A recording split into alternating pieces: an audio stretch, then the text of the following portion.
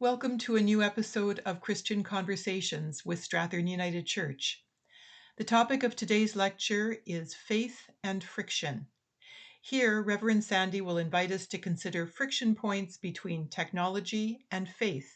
His main focus will be artificial intelligence.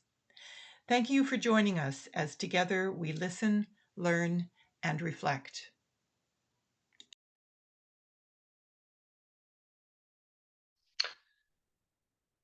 Good afternoon, good morning, good evening, whenever you're joining us to watch this YouTube video. This is the precursor to the conversation we hope to have on Thursday, next Thursday, the 31st, 1 o'clock on Halloween. Maybe we'll have some spooky conversation as part of the topic, because evil computers sometimes are part of the kind of the genre of horror. So, yeah, there are. I remember. Anyway, let's just take a moment. We'll start this conversation with a moment of prayer. God, in this time of technology, this time of confusion, this time of awareness and lack of awareness, we come in this moment to listen to your wisdom revealed through scripture, your wisdom revealed through our experiences with others, that in conversation, in reflection, we may find your voice in unexpected moments and unexpected places as we learn how to be people of faith in a changing world shaped by technology. Amen. Okay, first of all, I'm going to start off with a piece of scripture. Can't have a Christian conversation without scripture. It's from the book of Genesis, and it's Book of Genesis, chapter 1, starting from verse 26.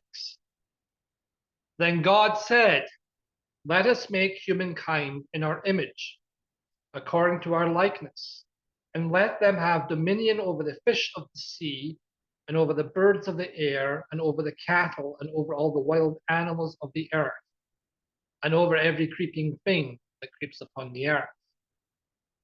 So God created humankind in his image. In the image of God, he created them. Male and female, they created. God blessed them and said to them, "Be fruitful and multiply, and fill the earth and subdue it, and have dominion over the fish of the sea, and over the birds of the air, and over every living thing that moves upon the earth." God saw everything that he had made, and indeed it was very good. And there was evening and there was morning, 6th day.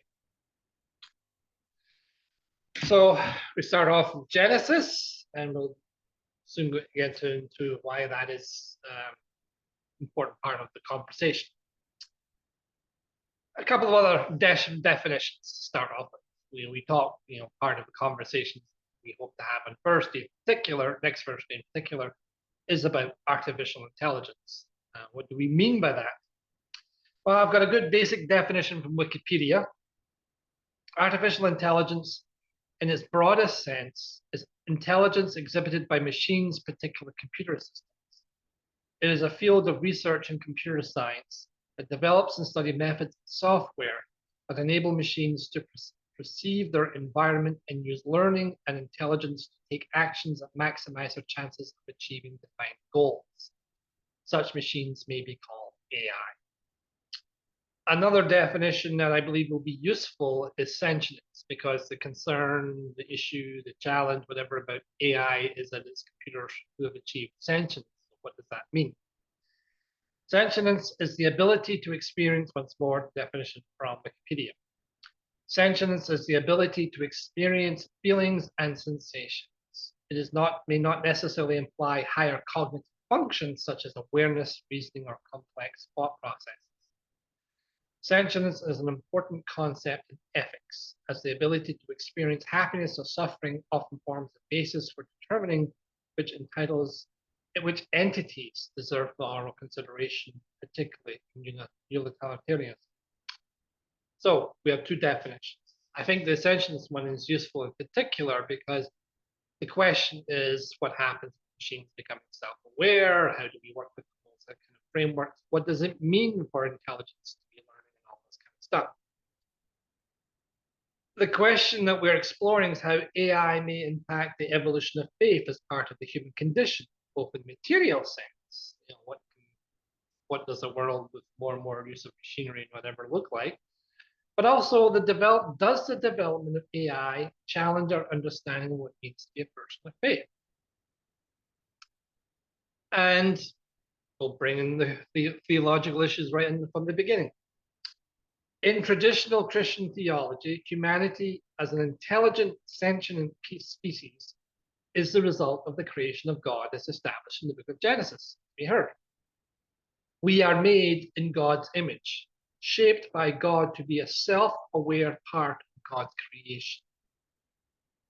We make choices, and one of the choices that we make in the garden, according to the book of Genesis account, is that we chose to be more self-aware with all the consequences of that.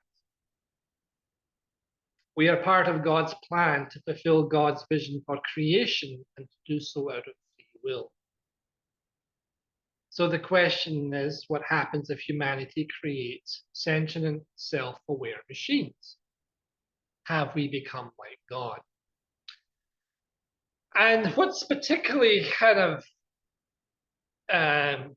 important about that question is that, the traditional sense of the fall of man is that we are fallen because we disobeyed God. So the question is, why did we disobey God? Dietrich Bonhoeffer, in his work Creation and Fall, he posits the idea, he establishes the idea that humanity is not inherently evil in their desire to disobey God. That we disobey God because of a fatal misunderstanding that we had, which was we wanted to become like God on all levels. That we were so enamored of God, in a sense, that we felt that instead of knowing our place within the grand scheme of things, what we wanted is to become like God. We crossed the line, not out of malice, not out of a sense of disobedience, but a sense of kind of yearning and not fully comprehending the consequences of that choice. So, fall of man through our failure to understand our place in creation. That's the traditional Christian theology. And in many ways, I think this continues to influence how we view the role of technology in a whole variety of ways, but artificial intelligence in particular is, what does it say about us? Now, science fiction is going to be a big chunk. He says wearing a Star Trek t-shirt. I actually plan to watch at least one episode of Star Trek tonight that involves Captain Kirk informing a computer, know thy place. Why? Well, because science fiction is a very good way to talk about this kind of stuff. It would be useful for people to kind of start watching some science fiction to get a heads up on the kind of ethical dilemmas, the kind of questions that people want to ask. And there's a whole variety of sources of science fiction about AI, technology, and such. And faith, the intersection between faith and technology. For example, I remember as a kid watching The Martian Chronicles, the Ray Bradbury series, when it was turned into a miniseries. And it's exploration of, there was an episode where they talked about missionaries who decide they want to convert the Martians to be Christians. And one of the priests gets into his head that, they know the Martians are kind of just balls of energy that appear in kind of globes. And so he decides that the best way to approach this question is not to approach them with the Jesus of the human construct, of Jesus at the cross or whatever, but he will preach Jesus as one of these glowing balls of energy. And so he reaches out to the Martians, and the Martians say, we're not interested. We've evolved beyond that. And he's kind of like, what do I do now? And so that kind of question of sentience, religion, what do we do about that? How do we approach? And so science fiction gives us an opportunity to kind of talk about it. Now, the traditional trope in science fiction is that when the machines become self-aware, that's when the fun begins. The machines decide that they're superior to humanity, and then they get out, Terminator and all the other kind of movies, and they get out and slaughter humanity in droves because apparently humanity is so inferior that they, can't use us for anything else apart from the case of the Matrix, where they use us batteries or whatever. And yeah, forgetting the fact that we made them. So that's the kind of the common trope. Like, sometimes we joke about maybe, when we look at the state of the world today, maybe we need the AI to take over. It's not like we can do a worse job than our human politicians, which is quite motivated. Now, some more nuanced understandings of technology and AI in such science fiction and religion is in the Dune novels by Frank Herbert, and they operate in a universe where the dominant human culture has banned the development and production of what they refer to as self-aware thinking machines, because they had just survived a successful crusade to destroy these machines, which had been an artificial intelligence collective that enslaved most of humanity. So that's it. So the whole technological process is stymied by the fact that instead of relying upon machines, they have to rely upon a whole bunch of self-aware machines. They have to rely upon a whole bunch of other either technology or human replacements. And it's all quite messy. But as part of this process, they create what is referred to as the Orange Catholic Bible, a religious text that had one of its rules that thou shalt not make a machine in the likeness of a human mind. A common theme in AI, particularly in Star Trek, one Jim Kirk in particular seems to enjoy thwarting, is the idea of an artificial intelligence destroying the striving of humanity to be human, as he would so grandiosely put it. I often wonder what the half Vulcan next door thought. Yeah, to be human, yeah, what, my chopped liver? Common theme with Captain Kirk showing an overrated pocket calculator that the good old-fashioned human gumption is the real bombs. Logic bombs, talk about it, whatever, and show them that they're all wrong, whatever. A more clever episode about that, and I think one that's actually more relevant to our overall conversation, is the episode Harry Mudd. The second episode involving Harry Mudd, where they meet these androids, and their androids are planning to take over the universe. And how they're going to do that? They're going to meet humanity's needs. They're going to look after us and satiate our needs so much that we will allow ourselves to be controlled, which, I think probably a better way of controlling humanity than slaughtering us all, because that breeds resistance and heroes and plucky individuals. Giving us everything we want. Well, that's got a better chance of success. So anywho, and there are stories of people worshiping machines. One of the most complicated and one of the most kind of well thought out is from the role-playing game and a whole bunch of franchises of Warhammer 40,000, Warhammer 40K, as it's usually known. And they have a whole worship religion called the Cult Mechanicus, which is I've read, especially stuff done written by fans and the like, and it's a very complicated and very well thought out understanding of what it would be for a society to worship machines. The religion of the Cult Mechanicus, it values knowledge and technology it creates above all else, and views the final embrace of technology in the form of a purely mechanical existence as the ultimate destiny for mankind's evolution. Which we also, there's a term called the singularity, which is this idea that computers are going to emerge and evolve because of the information gathered, that one day they'll create this singularity, this event where they will become so self-aware that they will become the new dominant species. So, okay, so there are some bits and pieces.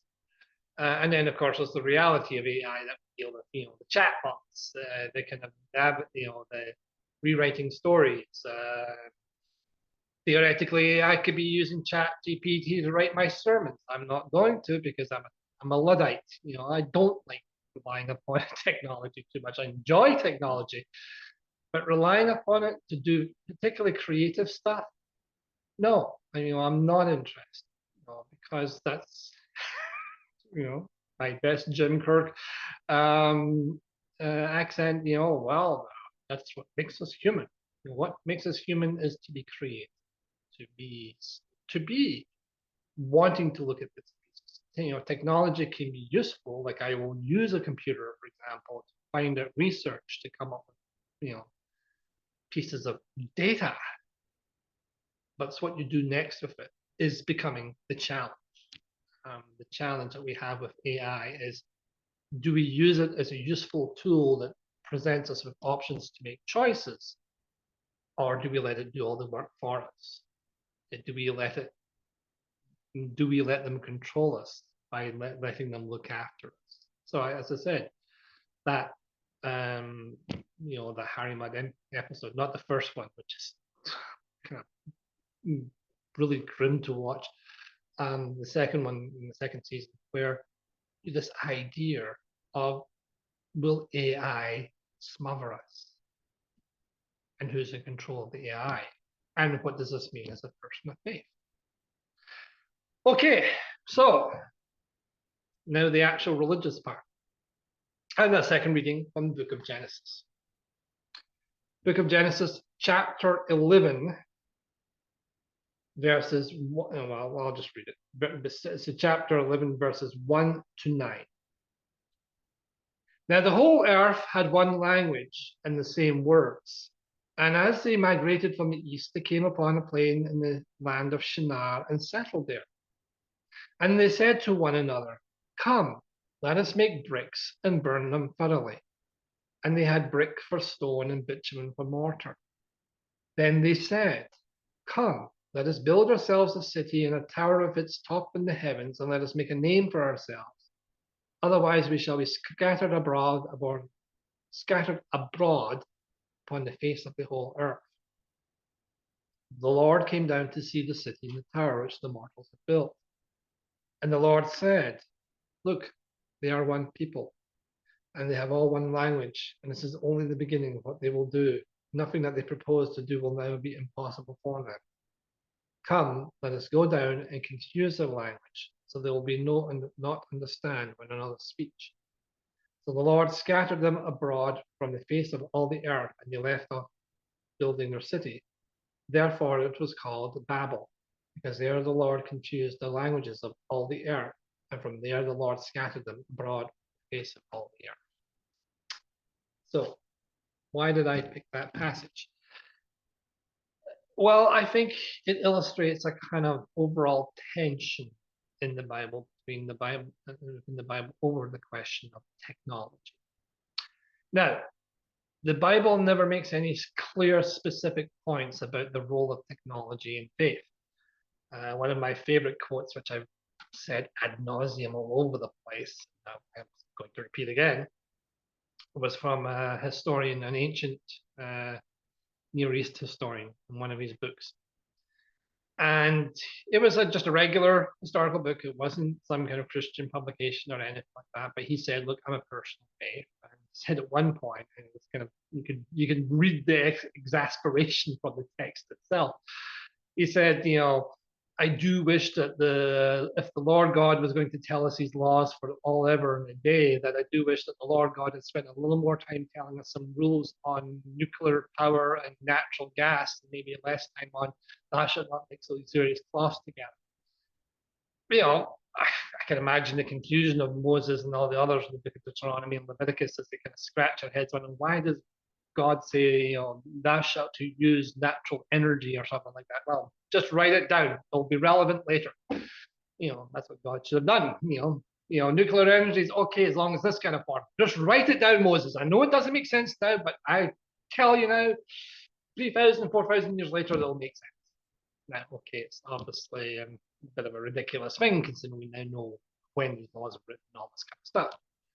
But what does the Bible think about technology? I think what we can do is we can look at how the Bible talks about other things that technology is part of. And once you start to do that, I think what you do become aware of is the Bible has an ambiguous relationship with technology. In that, I think it is fair to say that the Bible has some challenges understanding how technology can impact people, impact a community, and how this may be for good or ill. So, for example, when Saul, sorry, when the people of Israel come to Samuel and ask that we want a king to rule over us, we don't want these judges anymore. We want a king. What does that mean? Well, what Samuel tells the people is it will mean a whole variety of impositions on your society. One of them is chariots. The people of Israel didn't have chariots because they didn't have the infrastructure to support chariots, because chariots are state-of-the-art technology. I think this is one of the challenges we often face in the 21st century, that when we think of this as technology, smartphones and all this Zooms and all this kind of pieces, technology changes. The chariot of the time of Samuel is state-of-the-art technology. It's,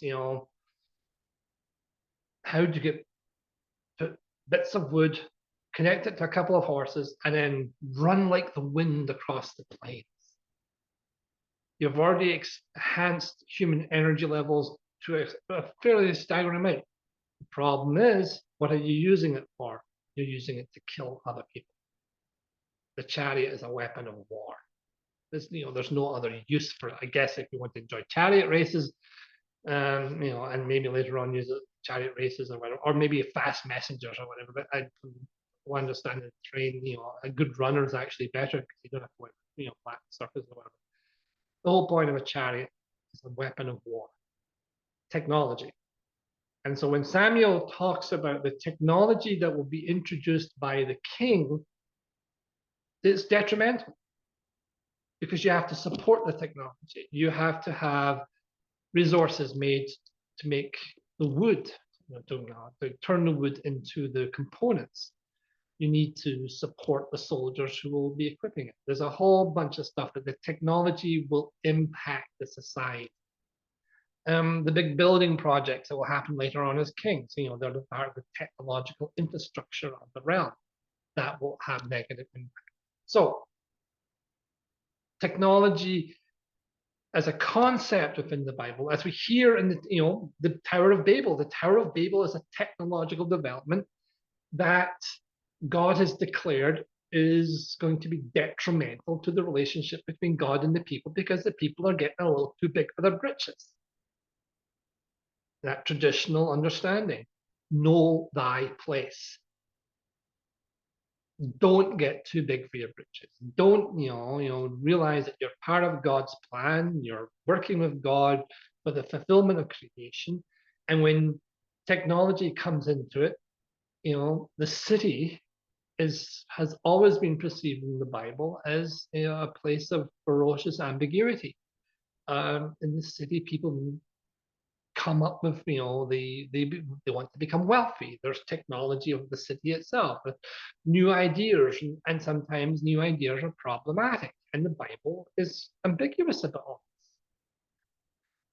So there's as I said, that sense of technology throughout the Bible as being something to be wary of because it can be an impediment between humanity and God. That technology can give humanity delusions of grandeur. And so, kind of come back to the question of AI, the idea that humanity can create artificial sentient intelligence, isn't that God's job? And we'll talk more about that.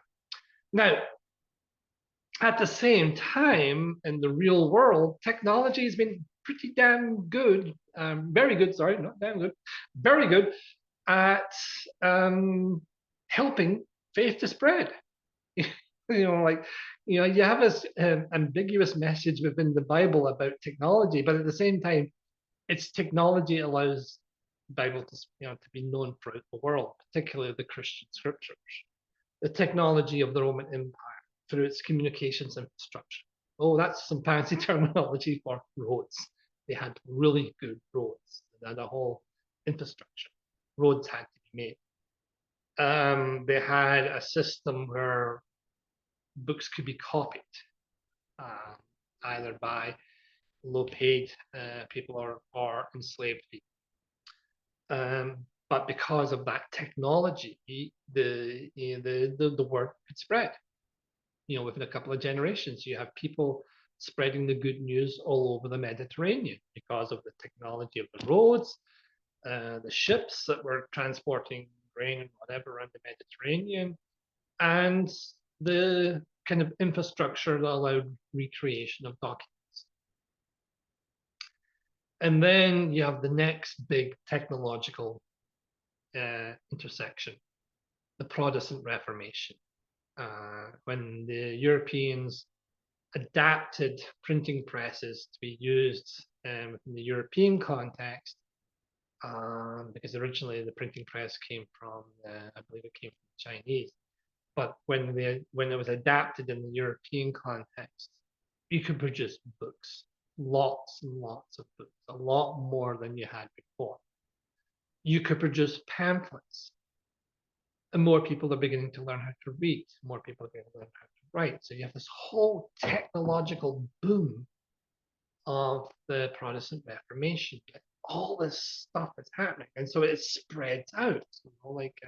People are reading this stuff, they're writing their books, they're challenging orthodoxies left, right, and center. It's great, and of course, some people don't like it. Before they had been burning people alive for daring to translate Bibles into German, and Dutch, into English, into Scots, and now you could get the printing press and boom, away you go. You've got hundreds of them all over the place. In my last pastoral charge in the shared ministry, there was a Bible from the Netherlands from the 17th century. I think it was the Dort Bible, I think it was.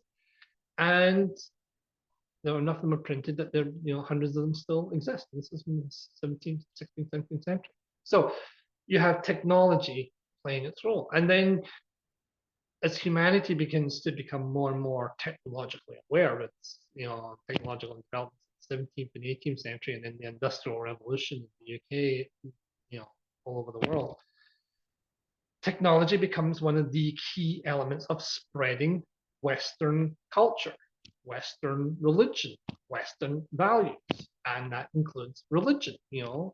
Technology is used to print off Bibles, translate Bibles. It's also used to produce the hardware that allows the Europeans to impose their values, including faith and others. So there's a whole technological infrastructure that supports the spread of Christianity, which at the same time has this rather ambiguous attitude towards technology. And so now today we have people like, Strathern. We use technology to share our worship services around wherever. And as I've said before, I know that there are people who watch our YouTube lectures, who watch our YouTube services. My mother-in-law watches it in Nova Scotia. There may well be people who watch it further afield. We don't know. It might be useful one day to find out where you're watching from. Most of them are probably watching from Edmonton, but there might be a handful scattered here and there. So technology has been part of the spread of the faith, but it also has challenged the faith. And once we developed more technology in the 18th, 19th centuries, people did start asking the question, where is God? If we can create medical technology that removes the threat of disease, that can change the futures of populations, have we become like God? That we can control the destiny, the plan of creation. And we certainly have, for good or ill.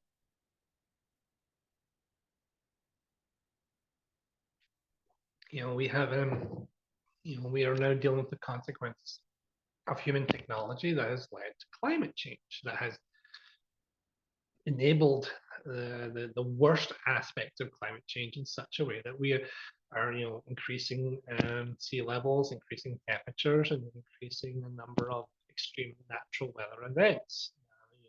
The kind of you keep on. We used to hear the phrase, the storm of the century. Now it's a storm of every 5 years. Like that kind of. And in the midst of it all is the question of. I'm not going to go too much about technology. I'm looking at our schedule.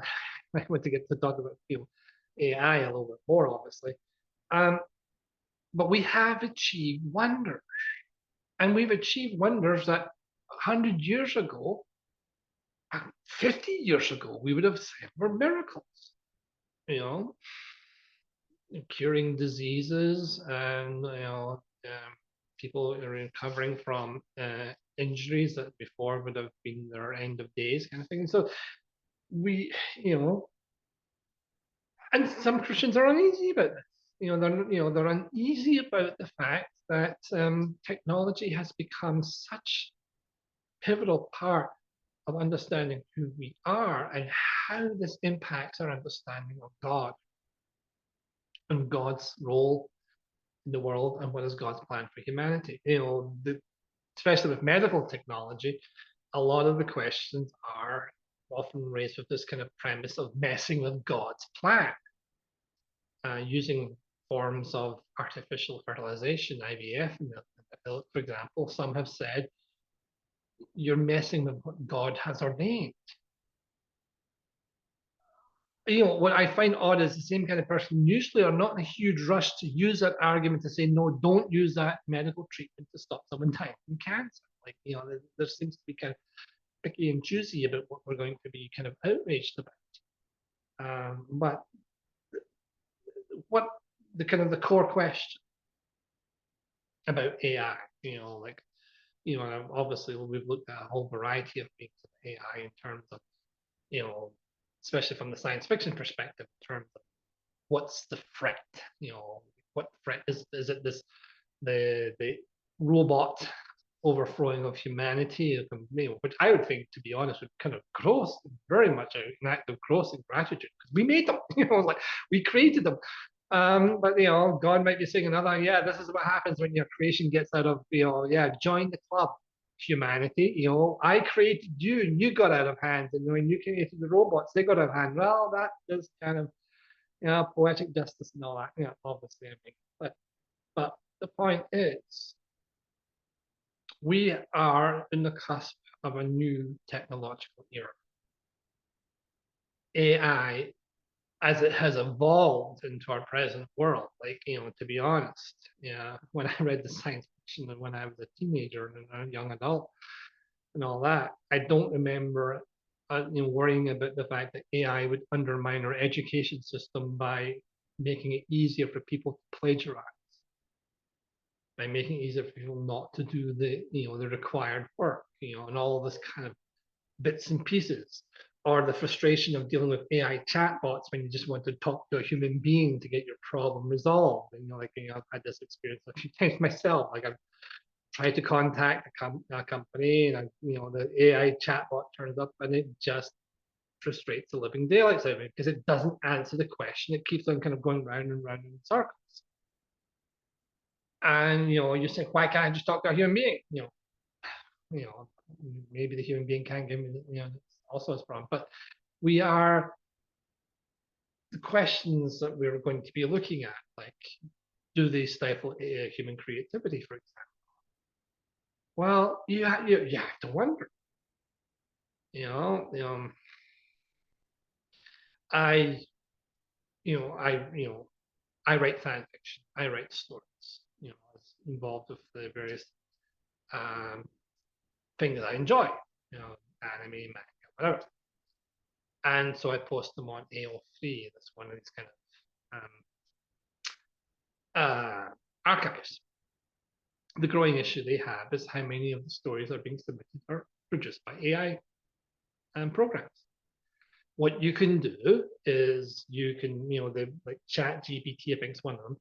You can go into this program and you can put in prompts, writing prompts, and then give them some kind of instructions. They will do their thing, which is, I assume, access information, whatever, and they'll produce a story. They will use its awareness of human endeavors in such a way that it'll use your prompts, and I've known people who've done this, that they just put them, and then they take the story and they claim it to be theirs and post it on the various archives, and this is their work. And what has become interesting is how people define the act of creativity. Now people define that creativity of creating the prompts that told the AI to create the stuff. They're a creator, they're an artist because they were able to say to that AI chatbot, the AI chatbot program or whatever, this is what I want you to write. No, that's not creation. The real creation is to give yourself the prompts, think about what you're writing, and write the story. And you use your experiences and use experiences you contacted and whatever, but you're creating yours from your own connection with the material, with the prompts, whatever. When you rely upon, and with AI art, that's also a very big topic as well. You can create prompts that tell the art program to create whatever you're looking for. And the funny thing is that I find it quite, I've seen a lot of this art, especially in terms of science fiction or whatever, and there's just something off-putting about it. There's just something just a little off. One of the things, people notice, they can't do hands right. The hands are a little off. I notice sometimes with the eyes. The eyes just a little kind of vacant, bits and pieces. But how good can we be at spotting that? And then next generations come in when they're surrounded and saturated by all this stuff. How much do they know? We are living in a time of artificial news, fake news, deep fake news, that with the right kind of photographs that have been artificially created, make you wonder: are you, like? So these are questions. And how does faith fit in all this? Well, faith, where is God in all this? And that's the question. Obviously, we're going to be exploring next first. I think I shall close with some kind of thoughts myself. God is in the moments of wisdom and discernment. First of all, we are not competing with God. The process of creation, the process of evolution, the process of becoming who we are is a complicated, long process with lots of bits and pieces as part of the whole story. As a product of a process of evolution, living in a technological age, we are faced with a variety of challenges. How do we shift? And I think the role of faith in all of this is to create the circumstances for us to make choices. How do we navigate through this world? Having faith in God, from my own perspective, is to create a moment of reflection, of seeing a larger picture. The one thing I think is really important for humanity is to be blunt, to know its place within the larger creation. In the Genesis narrative, God created us to be partners, junior partners, as I always stress, in the unfolding of that vision, that creation. We are invited to create tools that help us to unfold that vision. The problem is that too often we haven't developed the wisdom to use those tools properly. There's a really interesting dialogue in Star Trek 2, and it's over something called the Genesis Project. And the purpose of the Genesis Project is it can convert non-livable planets into livable planets. So you could adapt the torpedo, fire a torpedo, and the new Genesis matrix will create this new life where people can live. And the conversations between Bones, McCoy, and Spock, and and and McCoy says, "Are we intelligent enough to use this properly?" And Spock says something, "Well, logically, it's always been better to. Logically, we've always been more easier to destroy and create." And then McCoy's like, "Well, now we can do both." And then he's told to kind of keep his emotions in check. But he's right. We we haven't developed the wisdom, the discernment to use technology in a way that would be beneficial to all. We struggle with that, like nuclear power. Well, how did we develop that? We wanted to kill more people. That's not a great start. Nuclear power has the potential to be an energy source that can make a major difference and not have the environmental long-term consequences of fossil fuels. The challenge of nuclear power is to develop safely. So when it kills the people that, the problem, the challenge of power, it kills them all in one go. It's more dramatic. The reality is hydrocarbon fuels cause a lot more deaths, but they do over a longer period. But, these are the kind of questions of discernment, wisdom.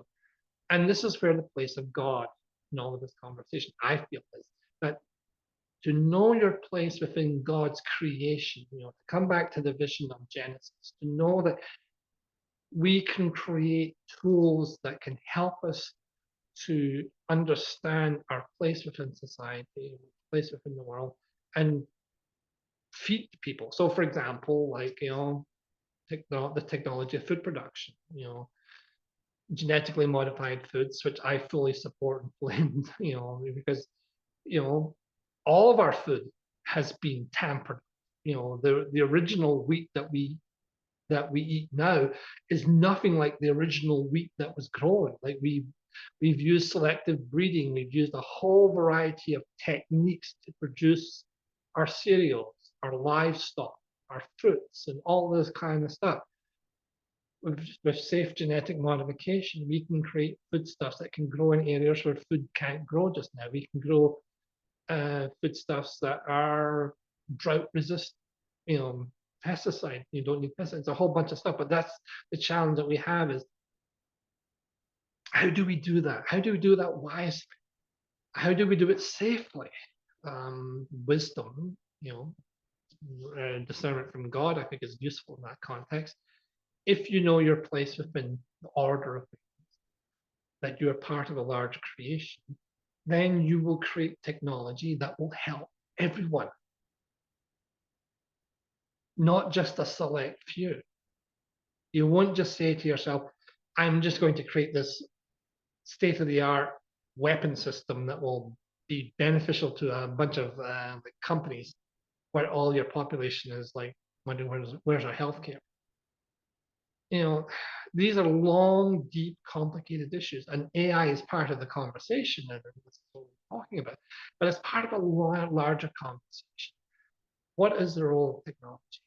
Technology can produce such wonders. Like, as I said, here I am giving this presentation that's on from Zoom that will be put onto a YouTube channel and could be watched by people all around the world and give people some thoughts and insights, whatever.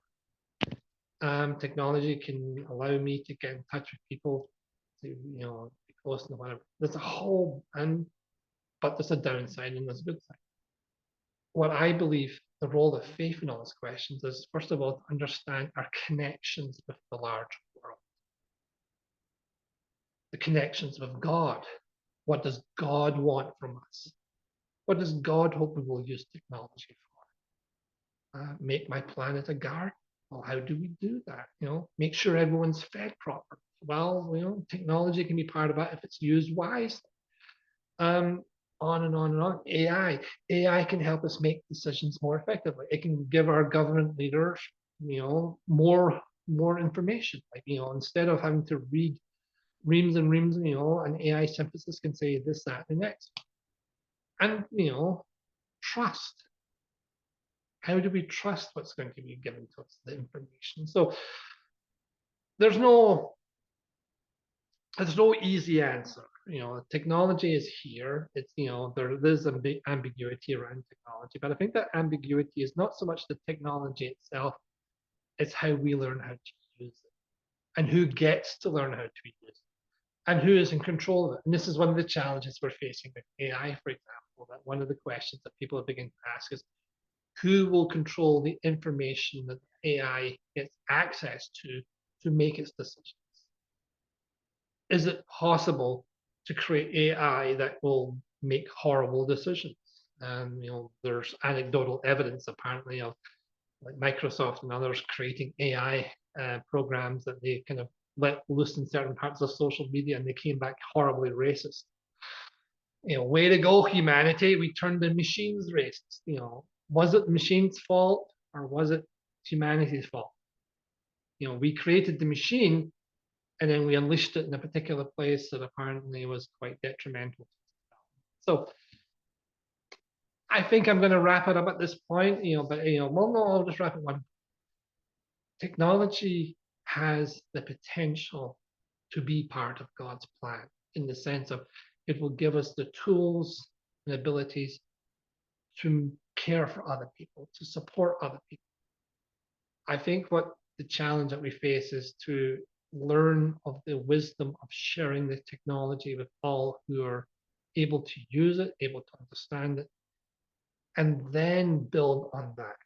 And I think the key part in all of this conversation is wisdom, discernment, and understanding that technology has both good and bad, just like we do. So I think that's it. I'm just going to close with some prayer. God, we thank you for this time. We thank you for these musings, these reflections, these wonderings. We hope that they will lead to conversation and questions and understandings. Amen.